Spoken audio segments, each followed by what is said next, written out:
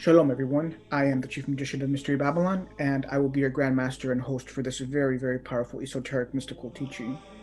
So, before I get into the essence of the matter, a brief exordium will be required. So, the topic here, I've titled the video, you know, the Veracious Primordial Jewish Kabbalah versus Christian Gnosticism. Now, I've titled the video as such, however, it's not really a matter or question of verses. The facts are that most of ancient Christian Gnosticism is uh, entirely in the domain of the very primordial Jewish Kabbalah. As I stated in other videos, Christian Gnosticism was really an offshoot of the very ancient Jewish Kabbalah, right? We have Yeshua was a Grandmaster Kabbalist. He initiated his disciples into the highest levels of the ancient Jewish Kabbalah, and when they initiated their disciples into the highest levels of the Jewish Kabbalah, and then they initiated those who they deemed worthy, and over time the movement grew, and so then over time you have a bunch of different offshoots of different Kabbalists, so to speak. Now, the thing that happens is that whenever you have something so sacred and holy as the holy mysteries, when it starts to become divulged, these truths can then become, diluted and also perverted. And we've seen that happen in antiquity, where there was definitely a corruption and perversion that did take place to a certain extent, among these holy mysteries. And we saw the same thing after the revelation, of these teachings again in the Middle Ages, when many of the Goyim and Christians entered this domain. They themselves began to corrupt and pervert many of these sacred holy mysteries. So history is always repeating itself. That's just human nature. Now, I want to make a couple of very momentous points, which is that when we're talking about true ancient veracious Christian Gnosticism, we're particularly talking about and within the domain of the Ophites, which is the most ancient, powerful, holy secret society, which is the very ancient esoteric order of the Holy Serpent, to which I belong to. And so, when you're dealing with ancient Christian Gnosticism, as long as you're in the domain of the Ophites, within the order of the Ophites and their teachings, you can, for the most part, rest assured that what you're studying, what you're reading, is very veracious indeed. And one of the major problems that we have with ancient Christian Gnosticism is that, it's mostly Goyim and Christians that study ancient Christian Gnosticism. And the problem is that when we're talking about veracious, Christian Gnosticism, the divine revelations that are being revealed are of the highest order and at the highest level. And so there's so many gaps and so much context missing, that most Christians and the Goyim, they don't have the context, they don't have the gaps, they're not fully initiated, so they're coming across reading these very powerful, revelations of the highest order, and so they don't fully understand them. They can't fully understand them, and so then that's why we have the majority of Christians, thinking that these teachings, these revelations are heretical or erroneous, etc., because they don't have the context, they haven't been initiated, so all they have is just lots of spiritual blindness and lots of ignorance. And that's the number one major problem that we have.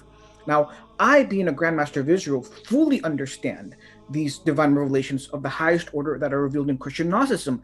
But in order to fully understand some of these revelations, it takes many, many years of holy initiation.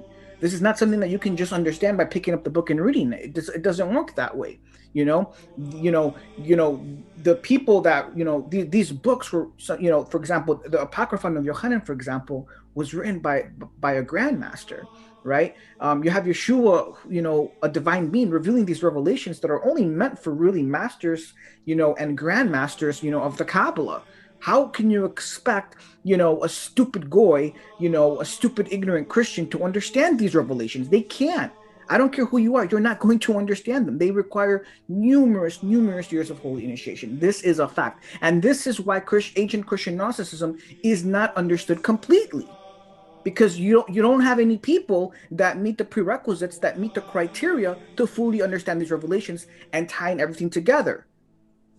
And so enter in the chief magician of Mystery Babylon in this last generation who possesses all of the keys and all of the holy links, etc. And so in this video, I'm going to provide these most powerful secret keys and links that link and equate ancient veracious Christian Gnosticism to the Jewish Kabbalah. Now, some additional points that need to be made is that going forward, I'm not going to refer to Christian Gnosticism as Christian Gnosticism, but as Christian Kabbalah, because quintessentially it is Kabbalah. Now, if you are of the individuals that believe that the Zohar was revealed for the first time in the 13th century, and that the Jewish Kabbalah only came into existence, around the 13th century in the Middle Ages, well, then you're a really big fucking retard, okay?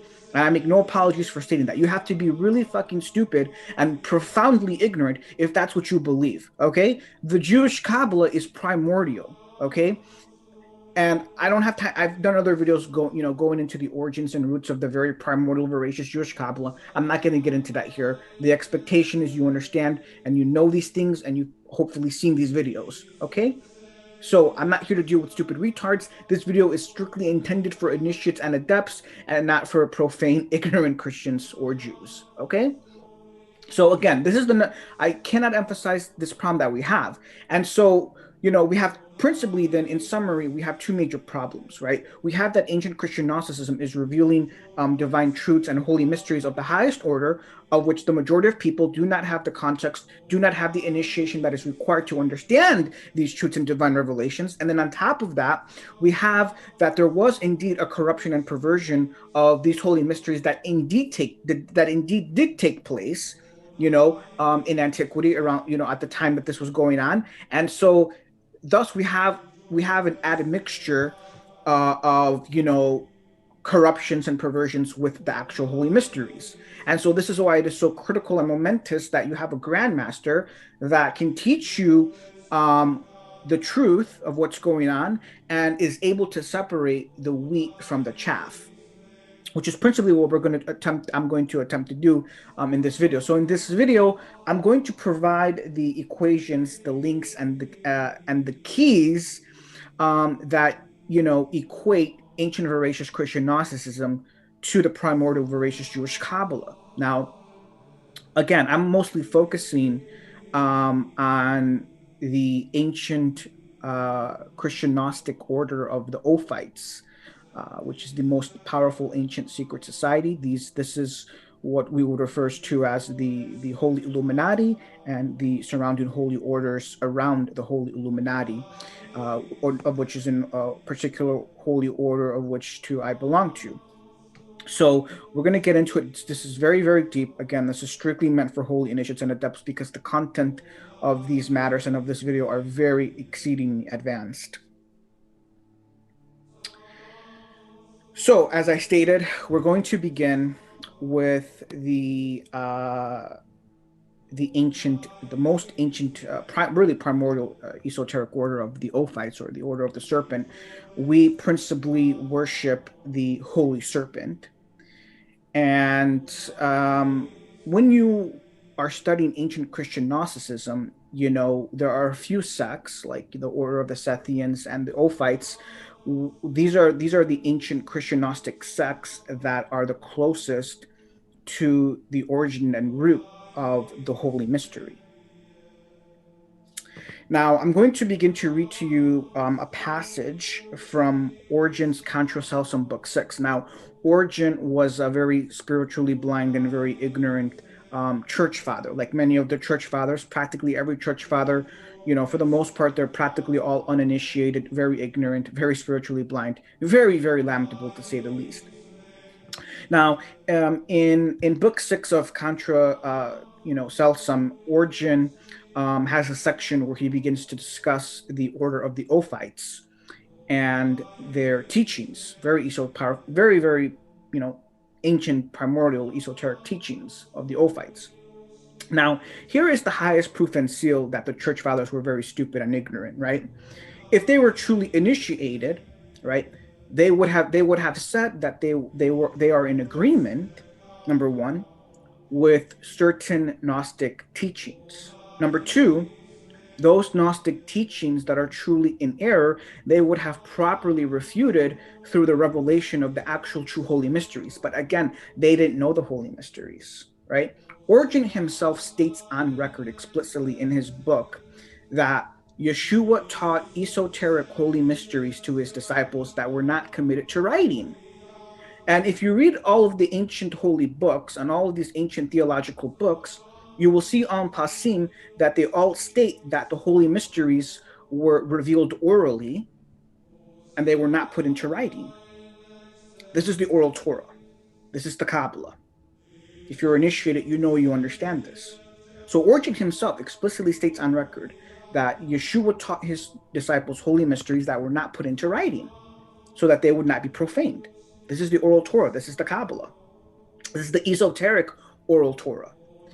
And clearly, he didn't know what these holy mysteries were. He only knew about the secrets, but he didn't know the secrets. And if you are a grandmaster like myself and you've read Origen, or which I have, it is more than evident that Origen is very, very ignorant. And I would go as far as to say quite stupid. Now, in this section, beginning, I believe, in chapter 24 in book 6 of Contra Celsum, he begins to discuss the order of the Ophites. Now, this is what he has to say in chapter 25. He says, and he's referring to some esoteric diagrams and teachings that the Ophites, taught and were in possession of. And he says that the Ophites had this diagram in which were described 10 circles, distinct from each other, but united by one circle, which was said to be the soul of all things and was called Leviathan. Now, this Leviathan, the Jewish scriptures say, whatever they mean by expression, was created by Elohim for playing, which we find in Tehillim. So then he goes on to say that instead of the word dragon, the term Leviathan is used in the Hebrew, which is very correct. And he goes on to state that this impious diagram then said of this Leviathan, which is so clearly depreciated by the psalmist, that it was the soul which had traveled through all things. We observed also in this diagram the being named Behemoth, placed as it were under the lowest circle. The inventor of this accursed diagram had inscribed this Leviathan at its circumference and center, thus placing its name in two separate places. Now, this is where Origen demonstrates a profound, a profound amount of ignorance, right? We know, if you are a true astrologer of the highest order, you know that there is what is called the Teli, which is spoken of in Sefer Yetzirah. The Teli is the divine dragon that encircles the entire sphere of the cosmos. He encircles the constellations, the planets, and etc. Some refer to him as the 13th constellation, but really, the Teli, which is the divine supernal dragon, encircles, basically the cosmos.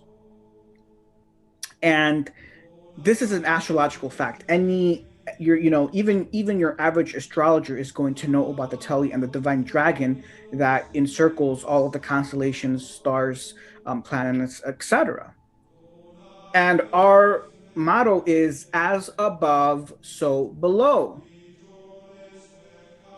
So this Teli, this divine dragon that encircles the heavens, of which all astrologers are very well aware of which a large part of astrological magic is based on, is the lower dragon, because there is a higher dragon above him, as above, so below. There's a chain of dragons in the supernal hierarchy. Of course, Origen is very stupid and very ignorant and knows nothing about this because he's not initiated. So that's the source. Now, Leviathan has the same gematria as Malchut, the holy goddess, because the holy goddess principally is the dragon. She's the queen dragon. But of course, Origen doesn't know any of this. He doesn't know Hebrew, so he doesn't know about gematria. The higher you go, the more he looks like a fucking retard, okay? Now, these 10 circles that he's talking about are, of course, the 10 Sefirot. Your average Jewish Kabbalist will easily know this. This is talking about the 10 Sefirot. So the order of the Ophites has all this esoteric divine knowledge. They know about the Leviathan. They know about the chain and hierarchy of the divine dragons. They know the entire hierarchy. They know the 10 Sefirot. They have an esoteric diagram depicting the 10 Sefirot in 10 concentric circles. And there's also other esoteric diagrams that they are in possession of, because if you're a grandmaster like me, you know that there's a multitude of esoteric diagrams and seals that we deal with. Now, if you go on Google and you type in Ophite diagrams, you'll be directed to a Wikipedia page talking about these Ophite diagrams that Origen is referencing in Contra Celsum. Now, in 1826, there was a scholar in a book called Histoire critique du Gnosticisme. Je parle français. Je pense tu parles de crochet pirillon tu parles. Si viens tu parles, si son conchon tu vois. Excuse me, I was just speaking in tongues. But I digress. So he published this book, and in this book, he attempted to surmise and hypothesize on the actual construction of these diagrams. And you can see to the right his supposed construction of these esoteric Ophite diagrams. Of course, they're all incorrect. This scholar was completely uninitiated, very, very ignorant. So, when you're uninitiated and you're very ignorant, you can just see how dumb all of these people are.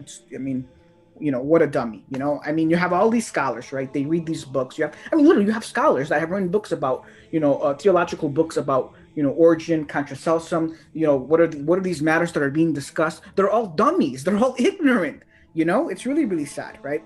So here it is, right? If you're a true Kabbalist, you're a true Mekabel, right? You know that this diagram that you're looking at is one of the esoteric diagrams employed by Jewish Kabbalists in their teachings of the 10 Sefirot, where you have 10 concentric circles representing the 10 Sefirot. This is the actual diagram that Origen would have probably been, familiar with and had seen, but was too stupid and too ignorant to fully understand it. Now, I want to now begin to speak about three major points, three major divine esoteric matters and subjects that are principally discussed in the Holy Mysteries, which would be these are discussed in the Christian Qabbalah and the Jewish Qabbalah. Now,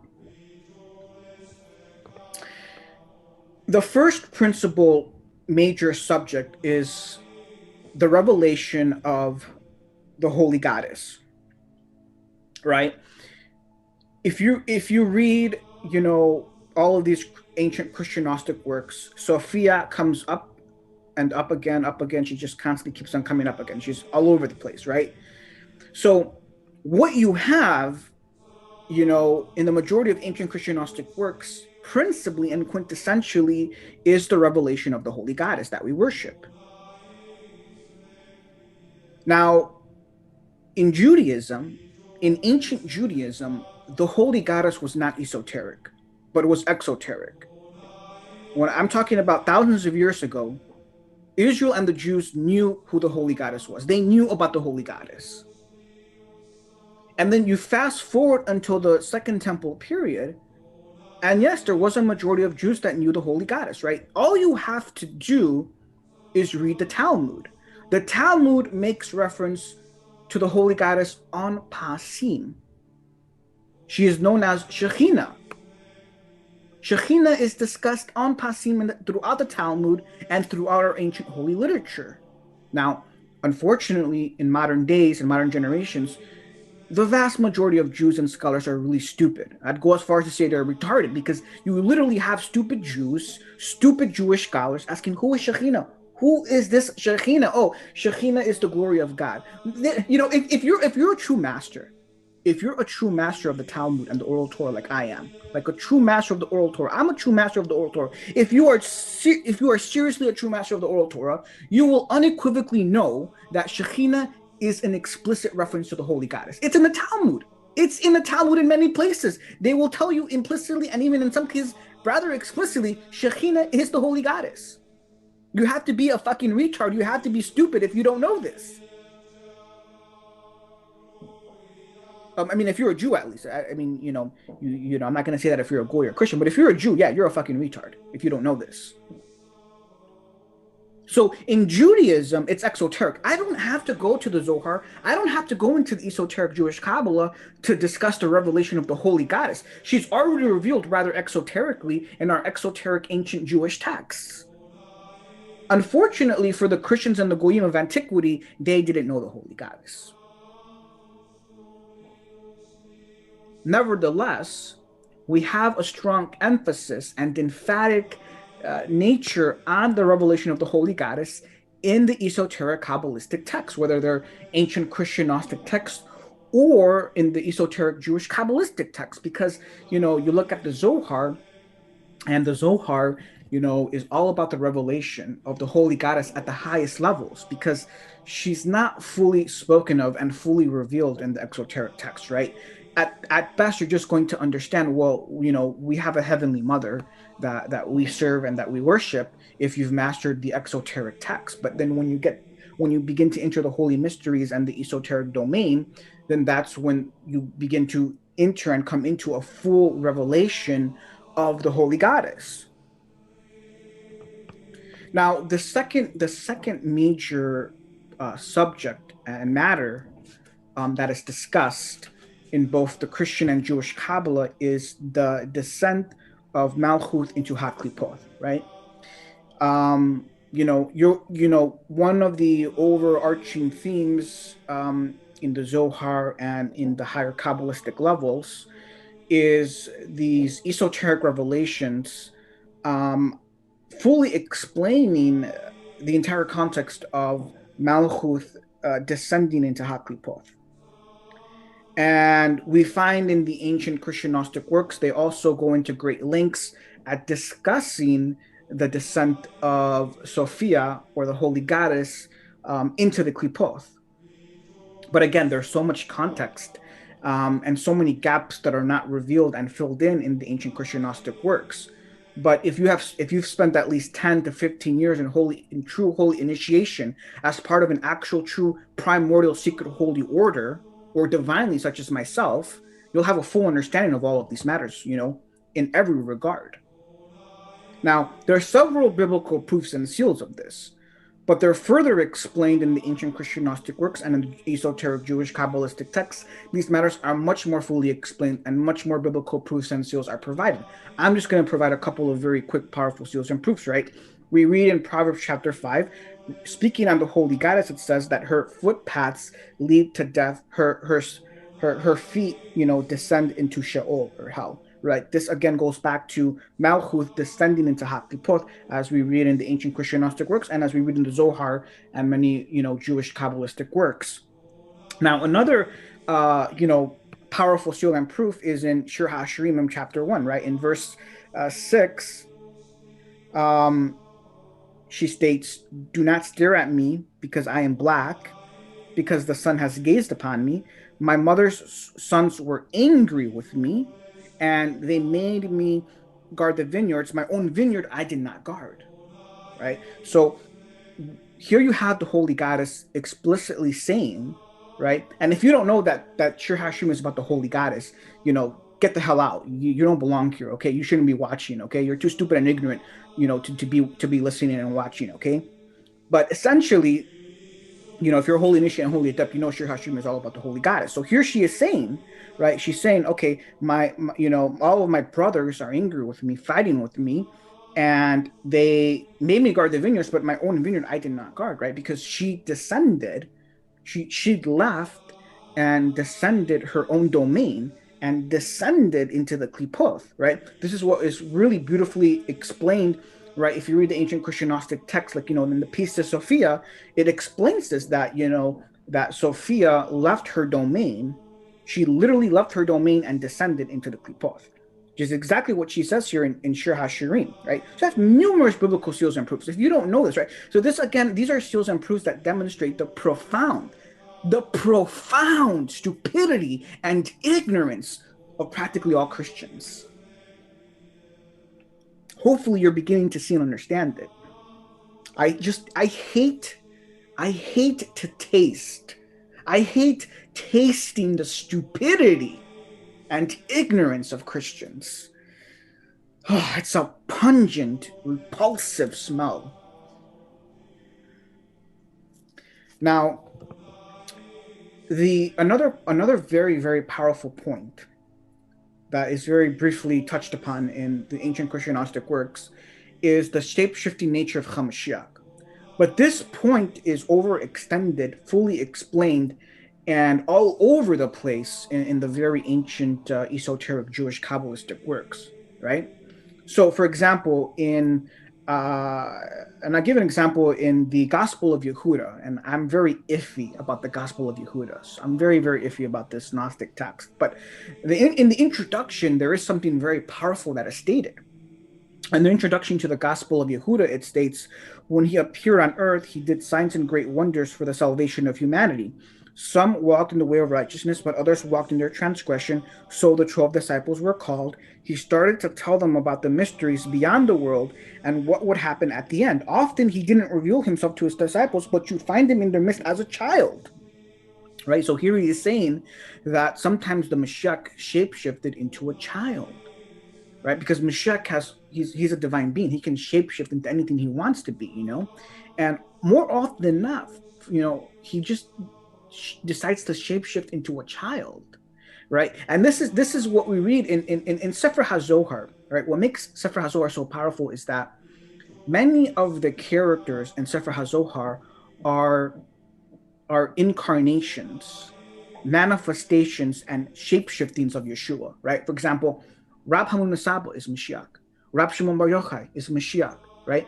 Mashiach is appearing all over the place in the Zohar. Mashiach is the chief cornerstone of the entire Kabbalah. He is the chief cornerstone of the entire Zohar. And there is one of the highest and most esoteric sections in the Zohar is in Parashat Mishpatim. And in Parashat Mishpatim in Sefer HaZohar, there is a section called Yanuka. Yanuka is Aramaic for a baby or a child. And in this section, you have the Mashiach appearing as a baby. He has shapeshifted into a baby and begins to reveal esoteric holy mysteries of the highest order. Very, very, very powerful. So then the final point, the final very major matter that is extensively discussed in the Kabbalah is the root and origins of the Mashiach. Now, this matter is extraordinarily esoteric. The sublime level of these arcana is literally at the highest. I cannot emphasize this enough. These are matters that cannot be fully understood until many, many years of holy initiation. That is how serious, how comprehensive, and not just how ridiculously esoteric these matters are. And this is the problem: is that these matters are touched upon in ancient Christian Gnostic works, such as the Apocryphon of Yohanan. And on one hand, you can say, well, okay, it's so great, it's awesome that holy mysteries of the highest order would be revealed so openly like this. But then on the other hand, it's like, well, unfortunately, humanity is not ready. Humanity is not ready to receive and understand these revelations, even in this last generation. Now, these ridiculously sublime esoteric levels are not accessed and learned until you reach the last levels and stages of holy initiation. We are talking about the Shabbatain and Frankist Kabbalah. These matters are not touched upon at all in the classical Kabbalah or even in the Lurianic Kabbalah for that matter. They are only fully discussed and revealed only when you enter the Shabbatean domain and the Shabbatean Kabbalah, and they're not fully understood until you reach the last stage of initiation, which is the Frankist Kabbalah. Now, the Apocryphon of Yohanan and the Order of Ophites were at the Frankist level. You have to understand, I cannot emphasize this enough. If there's one thing you take away, is that the highest, most veracious, most powerful ancient Christian Gnostics were full-blown Frankists, such as myself. And what HaMashiach Yaakov Frank taught and revealed were the very same divine revelations that you find in some of these ancient Christian Gnostic works. In fact, because he was so divine and so near to us, he was able to further expound and extend these holy mysteries and revealing holy, powerful divine revelations, and thus filling in the gap and providing more context to what is not revealed in some of these ancient Christian Gnostic works. Now, I'm going to give you one powerful still and proof and example of this as I conclude this teaching.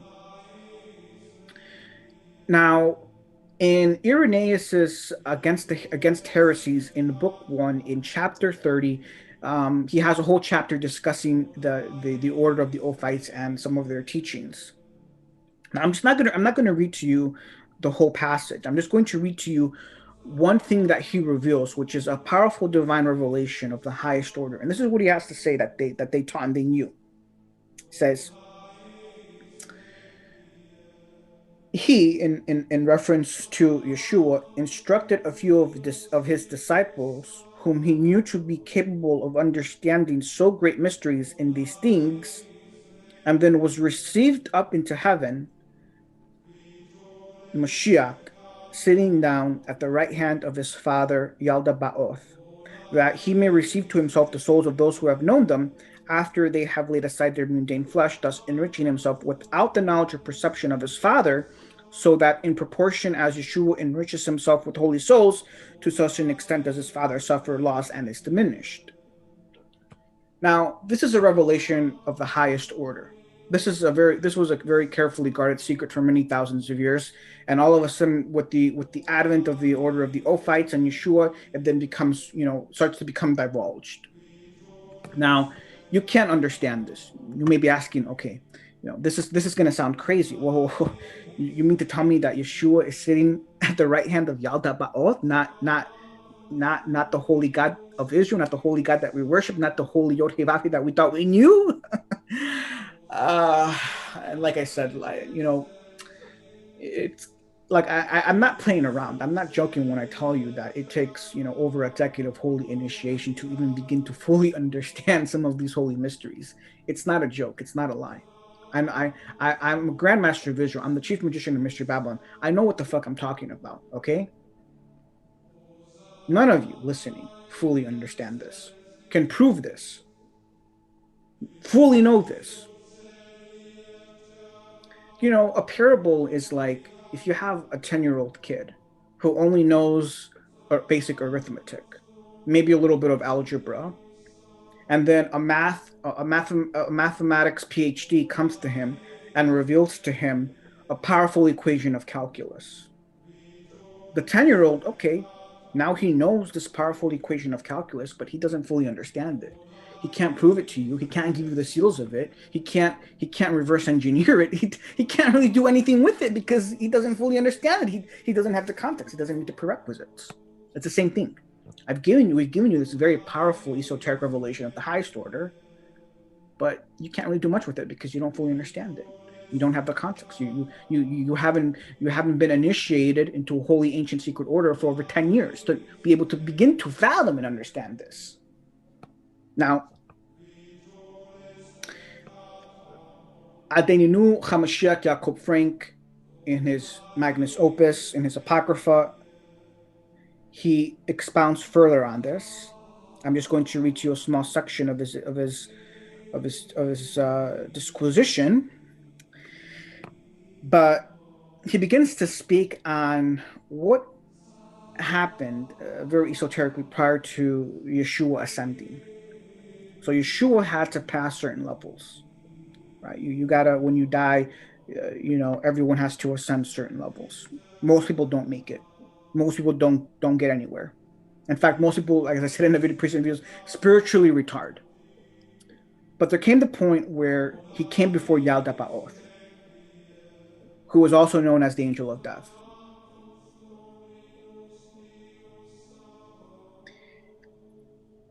And when this happened, Yalda Ba'oth spoke to Yeshua and said, "There is no God higher than me, for I am the father of all the gods." And he showed him great fear in order to frighten him. And Yeshua saw that the good El was not with him and was really frightened. But the El of death had no power at all to take him. So then Ya'aldabaoth said to himself, I will have to bribe him so that then he will stay with me.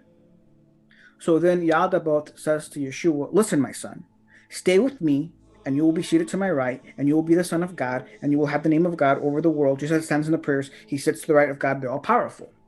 I go down to fully explain what's going on. I've already discussed this passage in another video, so I'm not going to further discuss it. But essentially, Hamashiach Yaakov Frank, being the Mashiach, knew all these mysteries. And in one tiny section, he just happened to further expound on some of these mysteries. So you can see that you have to get all the way to the Frankist level. You have had to have been initiated for many, many years, over a decade, to get to the Frankist level, to even begin to fully understand how deep, how comprehensive some of these holy mysteries are. But more importantly, how ridiculously esoteric they are. So, there you have it. I am the chief magician of Mystery Babylon. Once again, I provided my most high divine seals and proofs. Most of my most high, powerful divine seals.